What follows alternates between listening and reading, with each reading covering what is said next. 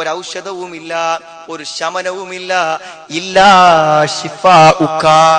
ഏതു നല്ല വിദഗ്ധനായ ഡോക്ടർ വന്നാലും, ഏതു നല്ല ഫലവത്തായ മരുന്ന് തന്നാലും നിന്റെ തീരുമാനമുണ്ടാവണം, നിന്റെ ശിഫയുണ്ടാവണം, നിന്റെ ശമനമുണ്ടാവണം. അതുകൊണ്ട് എന്റെ എല്ലാ രോഗങ്ങളെയും നീ മാറ്റിത്തരണം. മറ്റൊരു രോഗമായി മാറാതെ, കാലാകാലത്തൊരു വേദനയെ എനിക്ക് സംഭാവന ചെയ്യാതെ എന്റെ രോഗങ്ങളെ ശിഫപ്പെടുത്തണേ. പേടിണ്ടാവില്ല. അതുകൊണ്ടാണ് ഏറ്റവും വലിയ രോഗം ബാധിച്ച അയ്യൂബ് നബി അലൈഹി സ്വലാമിന്റെ രോഗം സുഖപ്പെട്ട കഥ ഖുർആൻ പറഞ്ഞിരുന്നത്. രോഗത്തെ പേടിക്കണ്ട, പടച്ചോനിൽ വിശ്വാസമുള്ളവൻ രോഗത്തെ പേടിക്കേണ്ട. സഹോദരങ്ങളെ, കിട്ടാവുന്ന മരുന്ന് കഴിച്ച് പടച്ചോനോട് പറഞ്ഞിരുന്നാ മതി. ഒരു കാര്യകാരണ ബന്ധങ്ങളും വേണ്ട, അവൻ മാറ്റിത്തരുന്നതാണ്. അയ്യൂബ് നബി അലൈഹി സ്വലാം പ്രാർത്ഥിച്ച ആ ദയനീയമായ പ്രാർത്ഥന നമ്മുടെ മനസ്സിലുണ്ടാവും. وأيوب إذ نادى ربه أني مسني الضر وأنت أرحم الراحمين. അയ്യൂബ് തന്റെ റബ്ബിനെ വിളിച്ചു പ്രാർത്ഥിച്ച സമയം ഓർക്കൂ. അയ്യൂബ് നബി അലൈഹിസ്സലാം പറഞ്ഞു, അന്നീ മസ്സനിയൽ ദുർ, എനിക്ക് ബുദ്ധിമുട്ടുകൾ ബാധിച്ചിരിക്കുന്നു, എനിക്ക് വിഷമങ്ങൾ വന്നിരിക്കുന്നു. ഏത് ദുരിതത്തിലും, ഏതു ദയനീയാവസ്ഥയിലും, ഏത് രോഗത്തിന്റെ അങ്ങേയറ്റത്തെ അഗാധതയിലും കൈവെടിയാത്തവനെ, കൈയൊഴിക്കാത്തവനെ, പരമകാരുണ്യകനെ, കരുണ ചെയ്യാൻ കഴിയുന്നവരിൽ ഏറ്റവും കാരുണ്യവാനെ. സഹോദരങ്ങളെ, അള്ളാഹുവിൽ ബലമേൽപ്പിച്ചവനെ അള്ളാഹു സഹായിച്ചു. ഉർക്കുൽബിരിജിലൈക്ക്, അയ്യൂബെ കാലുകൊണ്ടു നിലത്തു ചവിട്ടു. ഹാദാ മുഖ്തസലും ബാരിദും വശറാബ്, നല്ല തണുത്ത വെള്ളം അതാ പുറത്തേക്ക് വരുന്നു, കുടിച്ചു കുളിച്ചു, രോഗം ശിഫയായി. സഹോദരങ്ങളെ, വിശ്വാസി, അള്ളാഹുവിനെ ഖുർആനിൽ നിന്ന് പഠിച്ചവൻ, മനസ്സിലാക്കിയവൻ, രോഗസമയത്ത് അവന്റെ മുഖത്ത് വിഷാദമില്ല. കാരണം രോഗം സുഖപ്പെടുത്തുന്നവൻ ആരാണെന്ന് അവനറിയാം. അത് തന്റെ ദേഹത്ത് കൈസ്പർശിച്ച ഡോക്ടറല്ല, തനിക്കു മരുന്ന് തന്നവനല്ല, ആ മരുന്നിന് ഫലം നൽകുന്നവൻ, ആ ഡോക്ടർക്ക് രോഗത്തെക്കുറിച്ച് അറിവ് നൽകുന്നവൻ, ആ മരുന്നിന്റെ പ്രവർത്തനങ്ങളെ ശരീരത്തിൽ നടത്തിക്കുന്നവൻ. അവനുണ്ടെനിക്ക് ശിഫയായി, അവനുണ്ടെനിക്ക് തുണയായി. സഹോദരങ്ങളെ, ഭയമില്ല. ഭയത്തുനിന്ന് മോചനം നേടാൻ വേണ്ടി നമ്മളെ പഠിപ്പിച്ച ആ സൂറത്തൊന്ന് അർത്ഥം വെച്ച് നോക്കി നിങ്ങൾ. ഒരു വിശ്വാസിക്ക് എങ്ങനെ പേടിണ്ടാകുക ജീവിതത്തിൽ? ഖുർആൻ പഠിച്ചവൻ എങ്ങനെ പേടിണ്ടാകുക? സഹോദരങ്ങളെ, ഖുൽ അഊദു ബിറബ്ബിൽ ഫലഖ് മിൻ ശർരി മാ ഖലഖ് വമിൻ ശർരി ഗാസിഖിൻ ഇദാ വഖബ് വമിൻ ശർരിൻ നഫാസാതി ഫിൽ ഉഖദ് വമിൻ ശർരി ഹാസിദിൻ ഇദാ ഹസദ്. ഇതുമാത്രമാണ് നമുക്ക് ഭയപ്പെടേണ്ട കാര്യങ്ങൾ. ഈ പ്രപഞ്ചത്തിൽ എന്തൊക്കെ സൃഷ്ടിച്ച വസ്തുക്കളുണ്ടോ എല്ലാറ്റിലും അപകടങ്ങളുണ്ട്. സഹോദരങ്ങളെ, മുറ്റത്ത് നിർത്തിയിട്ട കാറ് നമ്മുടെ കുടുംബത്തിന് ഏറ്റവും വലിയ ദുരന്തം സമ്മാനിച്ചേക്കാം. എന്നും നമുക്ക് ഭക്ഷണം പാകം ചെയ്തെന്ന തീയ് നമ്മുടെ കുടുംബത്തിൽ ഒരാൾക്ക് മാരകമായ അപകടം വരുത്തിയേക്കാം. സഹോദരങ്ങളെ, നാം കഴിക്കുന്ന ഭക്ഷണം ഒരുപക്ഷേ നമ്മുടെ ശ്വാസത്തെ തടസ്സപ്പെടുത്തിയേക്കാം.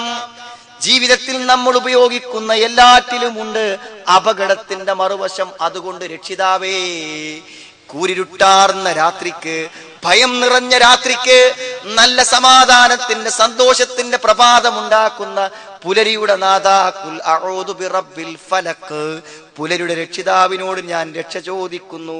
മിൻ ശർരി മാ ഖലഖ, അവൻ സൃഷ്ടിച്ചതിന്റെ കെടുതികളിൽ നിന്നും, നീ സൃഷ്ടിച്ച ഒന്നിലും ഉള്ള അപകടങ്ങൾ എനിക്ക് സംഭവിപ്പിക്കരുതേ എന്നാഥാ ഞാൻ നിന്നോട് ചോദിക്കുന്നു.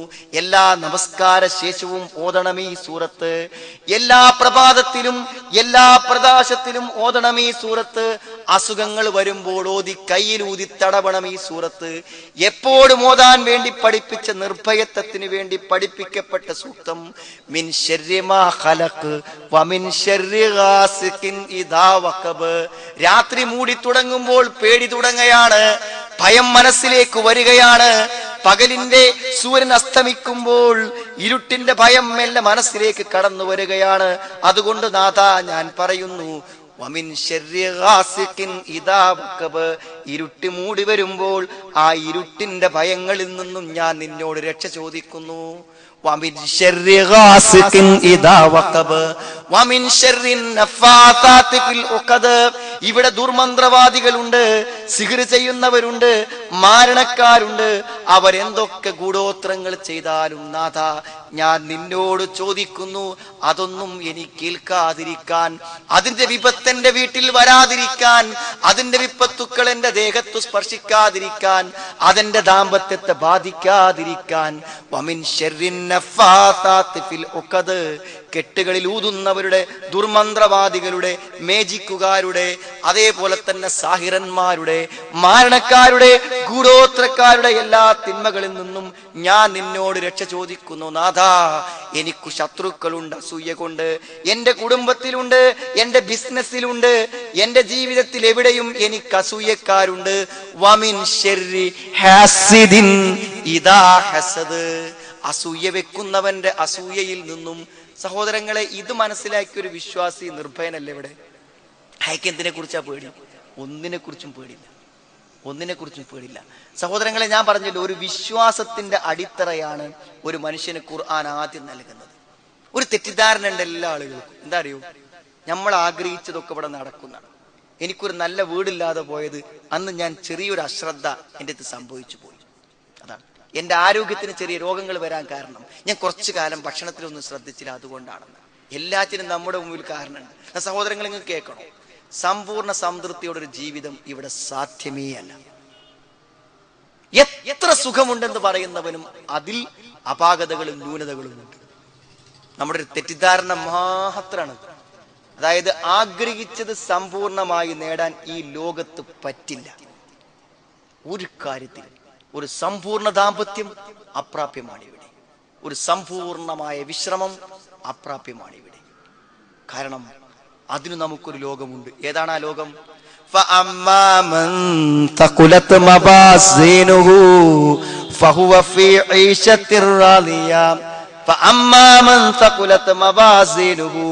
ഏതൊരുത്തന്റെ തുലാസുകൾ നന്മ കൊണ്ട് കനം തൂങ്ങിയോ, ലോകത്തിന്റെ തിരക്കുകളിൽ, ജീവിതത്തിന്റെ തിരക്കുകളിൽ, ജീവിതത്തിന്റെ അശ്രദ്ധകൾക്കിടയിൽ നന്മകളെ പ്രവർത്തിക്കുവാൻ ആരു സമയം കണ്ടെത്തിയോ, ആ നന്മകളെ കൊണ്ട് വിചാരണ നാളിൽ ഏതൊരുത്തന്റെ തുലാസുകൾ കനം തൂങ്ങിയോ, ഫഹുവ ഫീ ഐശത്തിർ റാദിയ, ഫഹുവ ഫീ ഐശത്തിർ റാദിയ, അവൻ സംതൃപ്തകരമായ ഒരു ജീവിതത്തിലാണ്.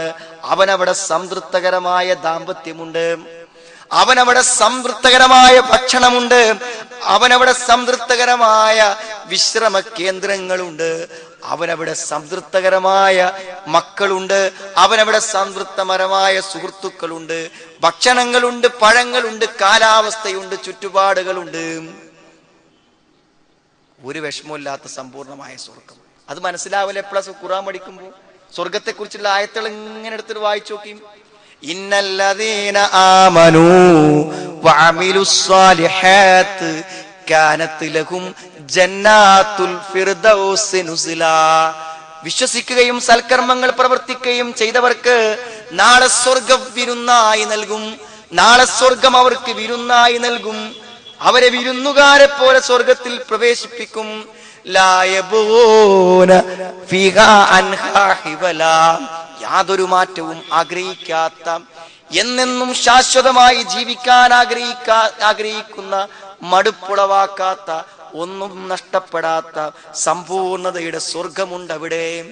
ഇന്നലിൽ മുത്തഖീന മഫാസ, വിജയത്തിന്റെ സങ്കേതമാണ്, വിജയത്തിന്റെ സ്ഥാനമാണ് സ്വർഗം. ഇന്നലിൽ മുത്തഖീന മഫാസ ഹദായിക വഅനാബ, മുന്തിരിത്തോപ്പുകളുണ്ടവിടെ, തോട്ടങ്ങളുണ്ടവിടെ, തരുണികളുണ്ടവിടെ. മനസ്സിന് അസ്വസ്ഥതയേകുന്ന വർത്തമാനങ്ങളില്ലവിടെ. ഇല്ലാ ഖീലൻ സലാമൻ സലാമ, സമാധാനത്തിന്റെ വർത്തമാനങ്ങൾ മാത്രം. വലക്കും ഫീഹാ മാ തസ്തഹീ അൻഫുസുക്കും വലക്കും ഫീഹാ മാ തദ്ഊൻ, മനസ്സെന്തു മോഹിച്ചാലും അതവിടെ ലഭിക്കും. വായ കൊണ്ട് എന്താവശ്യപ്പെട്ടാലും അതവിടെ കിട്ടും. അവർ കാലാകാലം അവർ ആഗ്രഹിക്കുന്നതെല്ലാം അനുഭവിച്ചു കൊണ്ട് ജീവിക്കും. സഹോദരങ്ങളെ, ഈ സ്വർഗവും ഈ നരകവും ശരിക്കണ്ട് മനസ്സിലായി അള്ളാഹുള്ള വിശ്വാസവും പൂർണ്ണമായാൽ ഒരു വിശ്വാസി, ഒരു മനുഷ്യനുണ്ടാകുന്ന പരിവർത്തനവും മാറ്റവും എത്രയാണ്. സഹോദരങ്ങളെ, വിശുദ്ധ ഖുർആൻ മുന്നിൽ വെച്ച് നിവർത്തി വെച്ച് ഒരു പരിശോധന നടത്തി. ആദ്യം പഠിച്ചതിന്റെ വിശ്വാസങ്ങൾ ഉറപ്പിക്കും. ജീവിതത്തിലേക്ക് ഓരോ കാര്യത്തിലും ആ ഖുർആനിന്റെ കാഴ്ചപ്പാടുകളെ നമ്മുടെ കാഴ്ചപ്പാടുകളായി സ്വീകരിക്കും. മാറ്റം ഉണ്ടാവുന്നതാണ്. ഒരു സംശയം അക്കാര്യത്തിൽ വേണ്ട. മാറാനൊരു പ്രയാസമില്ല. ഞാൻ പറയാം, പലപ്പോഴും ജീവിതത്തിലെ പല പ്രയാസങ്ങളും പ്രതിസന്ധികളുമായിട്ട് വരുന്ന ആളുകളോട് സംസാരിക്കുമ്പോൾ നമുക്ക് എത്ര പെട്ടെന്ന് മനസ്സിലാവുന്ന കാര്യങ്ങൾ, വിശുദ്ധ ഖുർആനിൽ ചെറുതെന്ന് നമ്മൾ വിചാരിച്ച പല കാര്യങ്ങളും ജീവിതത്തിന്റെ ഏറ്റവും വലിയ നിർണായകമായ മാർഗനിർദ്ദേശങ്ങളാണെന്ന് തിരിച്ചറിയുന്ന ഒരു സന്ദർഭമാണ്.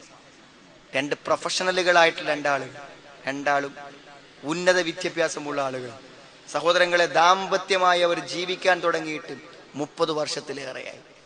പക്ഷെ ഇന്നുവരെ ഒരു ദിവസം പോലും ദാമ്പത്യ ജീവിതത്തിന്റെ സമ്പൂർണമായ സുഖവും സംതൃപ്തിയും അവർ അനുഭവിച്ചിട്ടില്ല. വിശുദ്ധ ഖുർആനിന്റെ ആ മനഃശാസ്ത്ര സമീപനം അപ്പോഴേ നമുക്ക് അറിയാം.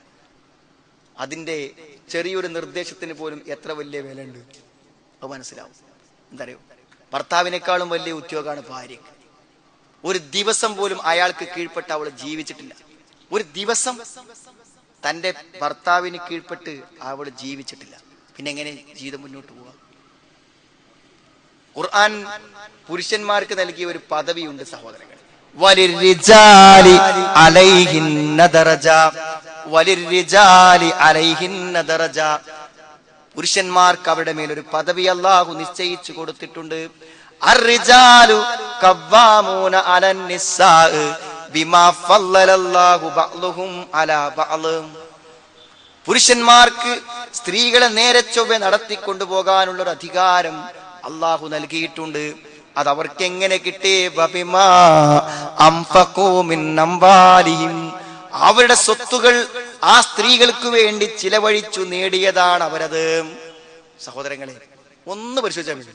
തകർന്നടിഞ്ഞ ഏത് കുടുംബങ്ങളുടെയും കാരണങ്ങളിലേക്ക് പരിശോധിച്ച് നമ്മൾ ഇറങ്ങിച്ചെല്ലുമ്പോൾ നമുക്ക് കാണാൻ പറ്റും. എന്താ അറിയോ, എവിടെയും ഒരു സംഗതി ഭംഗിയായി നടത്തണമെങ്കിൽ ഒരു നാഥൻ വേണം സഹോദരങ്ങളെ. ഒരു കപ്പലിൽ 1000 ആളുകൾ യാത്ര ചെയ്യുമ്പോഴേ ആ കപ്പലിൽ ഒരു കപ്പിത്താൻ ഉണ്ടാവും. അയാൾ അനൗൺസ് ചെയ്യും എന്താ ചെയ്യേണ്ടത്, തീരുമാനം അയാളതായിരിക്കും. മനസ്സിലായില്ലേ? ആളുകൾ ചെറിയൊരു പ്രതിസന്ധി, കപ്പൽ അപകടത്തിൽപ്പെട്ടു എന്ന് വിളിച്ചു കൂവിയാലും അയാൾ പറയണം അപകടത്തിലാണോ അല്ലേ. അതാണ് തീരുമാനം. അപകടത്തിലല്ലെന്ന് അയാൾ പറഞ്ഞാൽ അവരത് വിശ്വസിക്കും. ആകാശത്ത് വായുവിൽ സഞ്ചരിക്കുന്ന വിമാനത്തിനുമുണ്ടൊരു നേതാവ്. ഈ രാഷ്ട്രത്തിനില്ലേ സഹോദരങ്ങളെ ഒരു നേതാവ്? ഇല്ലേ? എല്ലാറ്റിനും ഇല്ലേ? എന്നാൽ ഒരു കുടുംബം ഈ സമൂഹത്തിൽ ഏറ്റവും ശാന്തമായി സമാധാനപരമായി തികഞ്ഞ കാഴ്ചപ്പാടുകളുടെ മുന്നോട്ട് പോകണമെങ്കിൽ ആ കുടുംബത്തെ നയിക്കാൻ ഒരു നാഥൻ വേണമെന്നാണ്. നമ്മുടെ നാട്ടിലെ പരിഷ്കർത്താക്കളും ബുദ്ധിജീവികളും പറഞ്ഞത് ആണും പെണ്ണും ഒരേമാതിരി നിന്ന് പോകണം. ഒരു വീട് 2 ആൾക്കും തുല്യ അധികാരം. നടന്നു പോവോ സഹോദരങ്ങളെ? അനുഭവങ്ങൾ എത്ര അല്ലേ നമുക്ക്? എത്ര കാലമായി അതിന് വാദിക്കാൻ തുടങ്ങിയിട്ട്. ഒരു സ്ത്രീയെ അടിച്ചമർത്താനല്ല, അടിമയാക്കാനല്ല, പിന്നെ അവളുടെ സംരക്ഷണം നേരെ ചൊവ്വെ നിർവഹിക്കുവാനൊരു അധികാരം. ഒരു അധ്യാപകന് കീഴ്പ്പെടുമ്പോൾ ഒരു വിദ്യാർത്ഥിക്ക് മനപ്രയാസമുണ്ടോ സഹോദരങ്ങളെ? ഒരിക്കലും ഇല്ലെന്നാണ് ഞാൻ വിശ്വസിക്കുന്നത്. ഒരു ഉമ്മക്ക് കീഴ്പ്പെടുമ്പോൾ ഒരു മകന് മാനസികമായ അപകർഷതാബോധമുണ്ടോ? ഇല്ല. ഒരു ഭർത്താവിന് കീഴ്പ്പെടുമ്പോഴും ഒരു സ്ത്രീക്ക് ഒരു മനപ്രയാസവും ഇല്ലാന്ന്. തന്നെ സംരക്ഷിക്കുന്ന ഒരു സംരക്ഷണത്തിന് കീഴ്പ്പെടാൻ ന്യായവും നീതിപൂർവവുമായ പെരുമാറ്റം, അത്രേ ഉള്ളൂ. അതില്ലാത്തതിന്റെ പ്രശ്നം ചെറുതല്ല സഹോദരങ്ങളെ. ഇന്നത്തെ ദാമ്പത്യ ജീവിതങ്ങളുടെ സ്വസ്ഥത കെടുത്തിയത് നിർണായകമായ നിർദ്ദേശങ്ങൾ കൊടുക്കുവാൻ ഒരധികാരം പുരുഷന്മാർക്കില്ല എന്നാണ്. ഇപ്പൊ പുതിയ ചെറുപ്പക്കാരൊക്കെ കല്യാണം കഴിക്കുന്നത് അലയൻസ് ആണ്, പ്രേമവിവാഹങ്ങളാണ്. അത്തരം വിവാഹങ്ങളിലേക്ക് ഇറങ്ങിച്ചെല്ലുമ്പോൾ നമുക്ക് കാണാൻ പറ്റുന്ന ഏറ്റവും വലിയ ദുരന്തം എന്താന്ന് വെച്ചാൽ തുല്യരാണ് രണ്ടാളും. അധികവും തുല്യ പ്രായക്കാരേക്കാണ്. ഒരേ ക്ലാസ് പഠിച്ച ആൾക്കാരാവും, ഒരേ പ്രായത്തിലുള്ളവരാവും. ഒരു നിലക്കും മുന്നോട്ട് പോകില്ല. ഒരാൾ പറഞ്ഞത് മറ്റാൾ അനുസരിക്കുന്ന ഒരു പ്രശ്നമേ ഉത്ഭവിക്കുന്നില്ല സഹോദരങ്ങളെ. അത്ര വലിയ പ്രശ്നവും അത്ര വലിയ പ്രയാസങ്ങളാണ്. ഒരാൾക്ക് കീഴ്പ്പെടേണ്ടതില്ല. എനിക്ക് എന്താ യോഗ്യത കുറവ്? ഞാൻ നിങ്ങളെപ്പോലെ ഡിഗ്രി ഉള്ളവർ, നിങ്ങളെപ്പോലെ തീരുമാനമെടുത്തു, നമ്മൾ 2 ആൾ ഒന്നിച്ചൊപ്പം തീരുമാനിച്ചത്. എന്താ പ്രശ്നം? ഇനി അത് വേണ്ട, കുറച്ച് സാമ്പത്തിക ശേഷിയുള്ള ആൾക്കാരൊക്കെ ചെയ്യണം. നോക്കിങ്ങൾ എന്താ വലിയ കാറും അതേപോലെ തന്നെ സൗകര്യങ്ങളും കൊടുത്തിട്ടാണ് വാങ്ങുന്നത്. സഹോദര ആലോചിക്ക്, നല്ല പ്രൊഫഷണൽ സ്ഥാപനങ്ങളിലൊക്കെ ലക്ഷങ്ങൾ കൊടുത്ത് ആൺകുട്ടികളെ പഠിപ്പിച്ചിട്ട് സുമുഖന്മാരായ സുന്ദരന്മാരായ നല്ല ഡിഗ്രിയൊക്കെ ഉള്ള ചെറുപ്പക്കാരാണ് കൊണ്ടുപോയി കൊടുക്കുകയാണ്. ഇന്നലെ വരെ നമ്മുടെ വീട്ടിലെ കാറും വിട്ട് നടന്നിരുന്നവൻ ഭാര്യ വീട്ടുകാരുടെ 4 രജിസ്ട്രേഷൻ കാറുമായിട്ട് പോകുമ്പോൾ ചെറിയൊരു അഭിമാനബോധം മനസ്സ് തോന്നുന്നില്ലെങ്കിൽ സഹോദരങ്ങളെ, എവിടെയോ നമ്മുടെ ചിന്തകളും നമ്മുടെ ആലോചനകളും മരവിച്ചു പോയതാണ്. ഒരിക്കലും തോന്നൂല. ഞാൻ പറഞ്ഞില്ലേ, ഒരു പുരുഷനെ ഒരു സ്ത്രീക്ക് ഒരു കുടുംബത്തിനെ വിറ്റ് കൊടുക്കുന്നൊരവസ്ഥ. അങ്ങനെയല്ല. ഈ പെൺകുട്ടികളുടെ രക്ഷിതാക്കന്മാരും ചിന്തിക്കേണ്ട എന്താന്ന് വെച്ചാൽ, നമ്മളില്ലെങ്കിലും നമ്മുടെ ഒരു പൈസ പോലും കൊടുത്തില്ലെങ്കിലും ആത്മാർത്ഥതയോടുകൂടെ എൻ്റെ ഭാര്യ എന്ന നിലക്ക് ഉത്തരവാദിത്വത്തോടെ ഏറ്റെടുത്ത് അഭിമാനത്തോടെ കൂട്ടിക്കൊണ്ടുപോകുന്നവനാണ് എൻ്റെ മകളെ കൊടുക്കുക എന്നാണ് തൻ്റെ ഇടമുള്ള രക്ഷിതാക്കന്മാർ തീരുമാനിക്കുക. അങ്ങനെയല്ലേ തീരുമാനിക്കുക? ഞാൻ കാറ് കൊടുത്തില്ലെങ്കിലും വീട് കൊടുത്തില്ലെങ്കിലും എൻ്റെ മകൾക്ക് ജീവിതം കൊടുക്കാൻ പറ്റുന്നവൻ. ഇസ്ലാമിന്റെ തീരുമാനം അങ്ങനെയാണ്. നബി സ്വല്ലല്ലാഹു പറഞ്ഞു കൊടുത്ത എന്താ നിങ്ങൾ, ഒരു സ്ത്രീയെ ഒരു പുരുഷൻ സംരക്ഷിക്കുന്നതിന്റെ അടിസ്ഥാന കാരണം നബി സ്വല്ലല്ലാഹു അലൈഹി നമുക്ക് പറഞ്ഞു തന്നിട്ടുണ്ട്. എന്താ അതിന്റെ കാരണം? ഒരു കരാറാണത്. ഇന്നലെ വരെ തൊടാനോ പരസ്പരം ബന്ധപ്പെടാനോ പറ്റാത്ത ഒരു പെൺകുട്ടിയെ ഇന്നു മുതൽ എങ്ങനെയും ജീവിതത്തിൽ ഉപയോഗിക്കാം എന്ന അനുവാദം കൊടുക്കുന്നത് ഒരു കരാറാണ്. ആ വലിയിൽ നിന്ന് പിതാവിൽ നിന്ന് ഏറ്റുവാങ്ങുന്ന കരാർ. ആ കരാർ പാലിക്കുക എന്നത് നിർബന്ധമായ, ആ കരാർ പാലിക്കുന്നവനെ അവൾ അനുഭവിക്കാൻ എന്തുള്ളൂ, അർഹതയുള്ളൂ. സഹോദരങ്ങളെ, ഇസ്ലാമിന്റെ നിയമങ്ങൾ എത്ര മഹത്വരമാണ്. അത് കുടുംബത്തിലും വ്യക്തി ജീവിതത്തിലും നമ്മുടെ സ്വഭാവത്തിലും സമൂഹത്തിലും എല്ലാത്തിലും അത് വന്നാൽ മാറ്റങ്ങൾ ഉണ്ടാവും, ഒരു സംശയമില്ല. പക്ഷേ ഈ ഖുർആനിന്റെ ഉത്ബോധനങ്ങളും പ്രചാരണങ്ങളും സഹോദരങ്ങളെ വേണ്ട രൂപത്തിൽ നടക്കാതിരിക്കുമ്പോൾ വലിയ പ്രതിസന്ധികൾ ഉണ്ടാവും. ഞാൻ അതും കൂടെ പറയാം. അതായത് നബി സല്ലല്ലാഹു അലൈഹി വസല്ലമയോടൊപ്പം ഖുർആൻ കേട്ട് പഠിച്ച് കൂടെ നിന്ന ആ സ്വഹാബത്തിന്റെ മഹത്വത്തിലേക്ക് ഇനി ഒരു കാലത്തും ഒരു ജനതയും ഉയരുകയില്ല എന്നാ ഖുർആൻ പറയുന്നത്.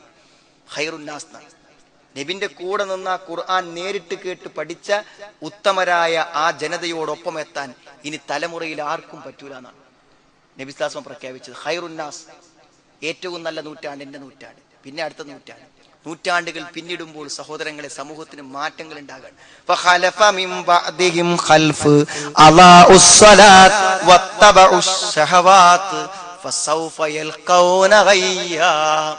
തലമുറകൾ പിന്നിട്ട് വരുമ്പോഴേ അവർ ദേഹേച്ഛകൾക്ക് അടിമയാകും, നമസ്കാരങ്ങൾ ഉപേക്ഷിക്കും, അവർ പാപത്തെ കണ്ടുമുട്ടുന്നതാണ്. തലമുറകൾ പിന്നിടും. സഹോദരങ്ങളെ, നമ്മൾ ഭയപ്പെടണം. പുതിയ തലമുറകൾ അപകടകരമായ അവസ്ഥയിലേക്ക് പോയിക്കൊണ്ടിരിക്കുകയാണ്. മദ്യം ഒരു പാപമല്ലാതായി മാറുകയാണ് നമ്മുടെ സമൂഹത്തിൽ. നമുക്ക് നോക്കിയിരിക്കാൻ പറ്റില്ല. മനസ്സിലായില്ലേ? കല്യാണത്തിന്റെ തലേന്നാളുകളിൽ കല്യാണ വീട്ടുകാരുടെ അനുവാദത്തോടെയും സമ്മതത്തോടും കൂടി മദ്യം വാങ്ങിക്കൊടുക്കുന്ന സദസ്സുകളുണ്ടെന്ന് പറഞ്ഞു കേൾക്കുന്നു. നിങ്ങൾക്ക് അനുഭവം ഉണ്ടോ എന്ന് എനിക്കറിയില്ല. കല്യാണത്തിന്റെ തലേന്നാൾ ഓഡിറ്റോറിയങ്ങളിൽ പിന്നെ പോലീസ് സ്റ്റേഷനിലും പോലീസ് വന്ന് സമാധാനം ഉണ്ടാക്കേണ്ട അവസ്ഥകൾ പല സ്ഥലങ്ങളിലും ഉണ്ടായി എന്ന് കേൾക്കുന്നു. ഒക്കെ സത്യമാണെങ്കിൽ മദ്യം സമൂഹത്തിന് തിന്മയല്ലാതെ വരിക. അവിഹിത ബന്ധങ്ങളെ കൊണ്ട് സഹോദരങ്ങളെ ആത്മഹത്യകളും കൊലപാതകങ്ങളും വർദ്ധിച്ചു വരികയാണ്. അവിഹിത ബന്ധങ്ങൾ, നല്ല സമാധാനകരമായി ജീവിക്കുന്ന കുടുംബങ്ങളിൽ അവിഹിത ബന്ധങ്ങളിലൂടെ വമ്പിച്ച തകർച്ചകളാണ് ഉണ്ടായിക്കൊണ്ടിരിക്കുന്നത്. സമൂഹം മാറുകയാണ്, പതുക്കെ മാറുകയാണ്. പലിശകളും അവിഹിതമായ സാമ്പത്തിക ഇടപാടുകളും ഇല്ലാത്ത ആളുകൾ കുറവായി വരികയാണ് സമൂഹത്തിൽ.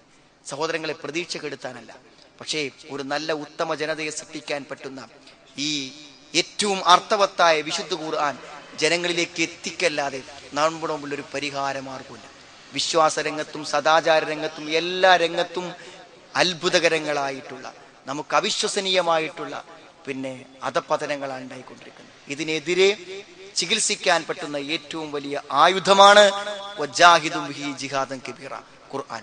അതുകൊണ്ട് ഖുർആനിന്റെ പ്രചാരണം, ഖുർആൻ ജനങ്ങളിലേക്ക് എത്തിക്കുവാനുള്ള ശ്രമം, അതാണ് സഹോദരങ്ങളെ ഒരു വിശ്വാസിക്ക് നിർവഹിക്കാനുള്ള ഏറ്റവും വലിയ അന്നി വലവ് ആയ ഒരായത്തെങ്കിലും നിങ്ങൾ എത്തിച്ചു കൊടുക്കുക. ഒരായത്ത്, ഒരു പരിഭാഷയിൽ നിന്ന് ഒരു സൂറത്തിന്റെ അർത്ഥമെടുത്ത് ഒരാൾക്ക് വായിക്കാൻ കൊടുക്കുക. 4 ആയത്തുകൾ ഒരുമിച്ച് ഓതി അർത്ഥം പറയുന്ന ഒരു CD ഒരാളെ കയ്യിലെത്തിക്കുക. ഈ ട്രസ്റ്റ് നിർവഹിക്കുന്ന കർമ്മങ്ങൾ അതാണെന്ന് ഞാൻ മനസ്സിലാക്കുന്നത്. എന്തെങ്കിലും ഒരു ഖുർആനെ കുറിച്ചുള്ളൊരു സന്ദേശം ജനങ്ങൾക്ക് എത്തിച്ചു കൊടുക്കാൻ ശ്രമം. സഹോദരങ്ങൾ, ഇത് നമ്മൾ ഓരോരുത്തരും ഏറ്റെടുക്കണം. ഈ സമൂഹത്തിൽ നമ്മൾ നിർവഹിക്കേണ്ടതാണ്. ഈ കേൾക്കാനും അർത്ഥം മനസ്സിലാക്കാനും ഭാഗ്യമില്ലാത്ത വലിയൊരു ജനത നമ്മുടെ അപ്പുറത്ത് നിൽക്കുന്നു. ഞാൻ ഇന്നും ഓർക്കുന്നുണ്ട്, ഒരു ദിവസം പിന്നെ ഈദ്ഗാഹ് കഴിഞ്ഞ് തിരിച്ച് എത്തിക്കഴിഞ്ഞപ്പോൾ അന്ന് ഉച്ചയ്ക്ക് ശേഷം ഒരാൾ ഫോൺ വിളിച്ചു. എന്നിട്ട് എന്നോട് ചോദിച്ചു, നിങ്ങൾ പിന്നെ ഈദ്ഗാഹിൽ നിസ്കാരത്തിൽ ഓതിയ സൂറത്ത് ഏതാണ്? അപ്പൊ സൂറത്ത് ഖാഫാണെന്ന് ഓതിയത്, 50-ാമത്തെ സൂറത്ത്. അപ്പൊ അത് ഓതുമ്പോൾ പരലോകത്തെ കുറിച്ച് പറയുന്ന ആയത്തുകളുണ്ട് അതിൽ. അപ്പൊ നമ്മൾ പിന്നെ നരകത്തെക്കുറിച്ചും സ്വർഗത്തെക്കുറിച്ചും പറയുന്ന വാക്കുകളൊക്കെ വരുമ്പോൾ ചിലപ്പോൾ പെരുന്നാളിൻ്റെയൊക്കെ ദിവസങ്ങളിൽ പ്രത്യേക സാഹചര്യങ്ങളൊക്കെ ചിലപ്പോൾ ഓത്തിൽ ചിലപ്പോൾ നമുക്ക് ചെറിയ ഇടർച്ച വന്നു എന്ന് വരാം. ഖുർആൻ ഓതുമ്പോൾ നമുക്ക് പലർക്കും ഉണ്ടാവുന്നതാണ്. അപ്പൊ അദ്ദേഹം എന്നോട് ചോദിച്ച ചോദ്യം എന്താ നിങ്ങള്, ഖുർആനിന് അപ്പോ നല്ല ആശയങ്ങളും അർത്ഥങ്ങളും ഉണ്ടല്ലേ? അയാളോട് ചോദിച്ച ചോദ്യം. ആദ്യമായിട്ടാണ് ഈദ്ഗാഹിൽ അയാൾ പങ്കെടുക്കുക. അയാൾ ചോദിക്കുന്ന ചോദ്യം, ഖുർആനിന് ഇങ്ങനെ നമ്മളെ വികാരം കൊള്ളിക്കുന്ന ആശയങ്ങളും അർത്ഥങ്ങളും ഖുർആനിന് ഉണ്ടല്ലേ എന്ന് അയാൾ ചോദിക്കണത്. ഖുർആനിന് അർത്ഥമില്ല എന്ന് വിശ്വസിക്കുന്ന ആളുകൾ നമ്മുടെ സമൂഹത്തിൽ ഉണ്ടെങ്കിൽ സഹോദരങ്ങൾ, എവിടെ നിൽക്കുന്നു ഈ ജനത നമ്മൾ ആലോചിക്കണം. 1400 കൊല്ലങ്ങളായി സർവ്വവിജ്ഞാനങ്ങളെയും അതിജീവിച്ച ഗ്രന്ഥമാണ് ഖുർആൻ. നമുക്കറിയൂ, ഒരു 100 കൊല്ലം മുമ്പുള്ള മലയാള പത്രം ഇന്നെടുത്ത് നമ്മൾ വായിക്കണമെങ്കിൽ കുറച്ച് സമയം മെനക്കെടേണ്ടി വരും. ഭാഷക്ക് അത്ര പരിവർത്തനങ്ങൾ സംഭവിച്ചു. 1400 കൊല്ലം മുമ്പ് ഈത്തപ്പനയുടെ ഓലകളിലും കല്ലുകളിലും മരത്തിന്റെ കഷ്ണങ്ങളിലും എഴുതിയ ആ വചനങ്ങളാണ് ഇന്നും ഞാൻ നിങ്ങളുടെ മുമ്പിൽ ഓതിയത്. മസ്ജിദുൻ നബവിയിൽ 1400 കൊല്ലങ്ങൾക്ക് മുമ്പ് അള്ളാഹുവിന്റെ റസൂൽ ഇമാമത്ത് നിന്നപ്പോൾ ഓതിയ അതേ സൂക്തങ്ങളാണ് ഇന്നത്തെ മഗ്രിബിനും മദീനത്തെ പള്ളിയിലെ ഇമാമ് ഓതാൻ പോകുന്നത്. സഹോദരങ്ങളെ, കാലത്തിനോ ദേശത്തിനോ തലമുറകൾക്കോ നൂറ്റാണ്ടുകൾക്കോ ഒരു മാറ്റവും വരുത്താൻ പറ്റാത്ത ഈ ഗ്രന്ഥം അള്ളാഹുവിൻ്റെതാണെന്ന് ബോധ്യപ്പെടാൻ നമുക്ക് മറ്റെന്ത് വേണം? ആ സുന്ദരമായ അർത്ഥവത്തായ വചനങ്ങളെ മനഃപ്പാഠമാക്കാനും അത് ജനങ്ങളെ പഠിപ്പിക്കാനും ഓതാനും 3 ശ്രമങ്ങൾ നമ്മൾ ഖുർആനിൽ നടത്തണം. 1, സഹോദരങ്ങളെ മനഃപ്പാഠമാക്കാം. എത്ര ആയത്തുകൾ മനഃപ്പാഠമാക്കിയോ അതിനനുസരിച്ച് നല്ല സ്വർഗത്തിൽ നമ്മുടെ പദവികൾ ഉയരും. സ്വർഗത്തിൽ ഇങ്ങനെ കയറി പോകാൻ പറയും മനഃപ്പാഠമാക്കിയ ആയത്തനുസരിച്ച്. ആ മനഃപ്പാഠമുള്ള ആയത്തുകൾ ഓതി രാത്രി നമസ്കാരങ്ങളിൽ പാരായണം ചെയ്യുമ്പോൾ സഹോദരങ്ങളെ മനസ്സാന്നിധ്യവും നാളെ പരലോകത്ത് വലിയ പ്രതിഫലം ലഭിക്കും. മനഃപ്പാഠമാക്കുക, പാരായണം. അലിഫ് ലാം മീം ഓതിയാൽ ഓരോ ഹർഫിനും പ്രതിഫലം. അതുകൊണ്ട് ഒരു ദിവസമെങ്കിലും വിശുദ്ധ ഖുർആൻ പാരായണം ചെയ്യാത്ത ദിവസം നമ്മുടെ ജീവിതത്തിൽ ഉണ്ടാകരുത്. തിജാറത്തല്ലൻ തബൂർ, നഷ്ടം വരാത്ത കച്ചവടമെന്നാണ് ഖുർആൻ പാരായണത്തെ അള്ളാഹു പരിചയപ്പെടുത്തിയത്. അപ്പോൾ മനഃപ്പാഠം, പാരായണം. അത് മാത്രമല്ല സഹോദരങ്ങളെ, അതിന്റെ കൂടെ ഏറ്റവും പ്രധാനമാണ് അതിന്റെ അർത്ഥം പഠിക്കൽ. അഫലാ യതദബ്ബറുൽ ഖുർആൻ അം അലാ ഖുലൂബിൻ അഖ്ഫാലുഹ. എന്തേ ഖുർആൻ പഠിക്കാത്തത്? എന്തേ ഖുർആനെ ചിന്തിച്ച് പഠിക്കാത്ത? പഠിച്ചു ചോദിക്കണം. ആലോചിച്ചും ചിന്തിച്ചും പഠിക്കുക. അതിനുപകരിക്കുന്ന ധാരാളം ഗ്രന്ഥങ്ങളും സഹോദരങ്ങളെ ഖുർആൻ പഠിപ്പിക്കുന്ന ക്ലാസ്സുകളും നമ്മുടെ നാടുകളിൽ ലഭ്യമാണ്. എവിടെയെങ്കിലും ഒരു ക്ലാസ്സിൽ ആഴ്ചക്ക് 1 മണിക്കൂറെങ്കിലും നമ്മൾ സന്നിഗ്ധരായിരിക്കണം. അതാണ് നമ്മുടെ തീരുമാനം. നമ്മൾ തീരുമാനിക്കണം. ഇപ്പൊ ഖുർആന്റെ പഠനം, പാരായണം, മനഃപ്പാഠം എല്ലാം ഖുർആൻ പ്രധാനമായ കാര്യമാണ്. എനിക്കൊരു ആത്മവിശ്വാസമുണ്ട്, ഖുർആനുമായി ഒരു മാനസിക ബന്ധം പുലർത്താൻ ആഗ്രഹിക്കുന്നവരാണ് ഇവിടെ വന്നിരിക്കുന്ന മുഴുവൻ ആളുകൾ. അതുകൊണ്ട് സഹോദരങ്ങളെ, നമ്മുടെ ഈ പ്രഭാഷണത്തിൽ മാത്രമല്ല ഇനിയുള്ള ഏതൊരു സന്ദർഭത്തിലും ഖുർആൻ മനഃപ്പാഠമാക്കാനും ഖുർആൻ പാരായണം ചെയ്യാനും ഖുർആന്റെ അർത്ഥം പഠിക്കുവാനുമുള്ള ഒരു തീരുമാനം നമ്മൾ എടുക്കുക. തികച്ചും ഞാൻ നേരത്തെ പറഞ്ഞ പോലെ നല്ലൊരു വിശ്വാസ ദൃഢതയോടുകൂടി നമ്മുടെ ജീവിതത്തെയും നമ്മുടെ കുടുംബത്തിന്റെ ജീവിതത്തെയും പരിവർത്തിപ്പിച്ചുകൊണ്ട് നമുക്ക് മുന്നോട്ട് പോകാൻ പറ്റും. ഞാൻ തുടക്കത്തിൽ ഓതി വെച്ച ആയത്ത് അത് മാത്രം മതി ഖുർആൻ പഠന രംഗത്ത് എന്നും നമുക്കൊരു ഓർമ്മയായി. ഫദക്കിർ ബിൽ ഖുർആനി മൻ യഖാഫു വഈദ്. നാളെ പരലോകത്തെ താക്കീതുകളെ ആർക്കെങ്കിലും പേടിയുണ്ടെങ്കിൽ, മരണത്തിനപ്പുറത്തൊരു ജീവിതമുണ്ടെന്ന് ആരെങ്കിലും വിശ്വസിക്കുന്നുണ്ടെങ്കിൽ അവനെ നിരന്തരമായി ഖുർആൻ ഓതി ഉത്ബോധിപ്പിച്ചു കൊണ്ടിരിക്കുക എന്നാണ്. പരലോകത്തിൽ വിശ്വാസമുള്ളവന് ഖുർആന്റെ വചനങ്ങൾ കേൾക്കുമ്പോൾ സഹോദരങ്ങളെ അവന്റെ മനസ്സുകളിൽ അത് ഉത്ബോധനങ്ങളായിത്തീരും. അവന്റെ ദിനം പ്രതി അവന്റെ ജീവിതത്തെ മാറ്റിക്കൊണ്ടിരിക്കും. അവന്റെ അശ്രദ്ധകളിൽ നിന്നും അവനെ ശ്രദ്ധയിലേക്ക് തിരിച്ചു കൊണ്ടുവരും. അലക്ഷ്യമായ അവസ്ഥയിൽ നിന്നും ലക്ഷ്യബോധത്തിലേക്ക് അവനെ കൂട്ടിക്കൊണ്ടുവരും. മനസ്സിന് വെളിച്ചവും സമാധാനവും പകരുന്ന പ്രകാശമാണ് വിശുദ്ധ ഖുർആനിന്റെ ആയത്തുകൾ. അതുകൊണ്ട് അത് പാരായണം ചെയ്യുവാനും അത് പഠിക്കുവാനും അതൊരാത്മാവായി ഒരു വെളിച്ചമായി ജീവിതത്തിൽ സ്വയം സ്വീകരിക്കുവാനും നമുക്ക് കഴിയണം. അതിന് അള്ളാഹു നമ്മെ എല്ലാവരെയും അനുഗ്രഹിക്കുമാറാവട്ടെ. നമ്മളിന്ന് വന്നുപോയ തെറ്റുകളെ അള്ളാഹു നമുക്ക് പുറത്തു മാപ്പാക്കി തരുമാറാവട്ടെ. اللهم اغفر للمؤمنين والمؤمنات ربنا اصرف عنا عذاب جهنم إن عذابها كان غراما إنها ساءت مستقرا ومقاما ربنا تقبل منا إنك أنت السميع العليم وتب علينا إنك أنت التواب الرحيم ربنا آتنا في الدنيا حسنة وفي الآخرة حسنة وقنا عذاب النار والحمد لله رب العالمين اللهم صل على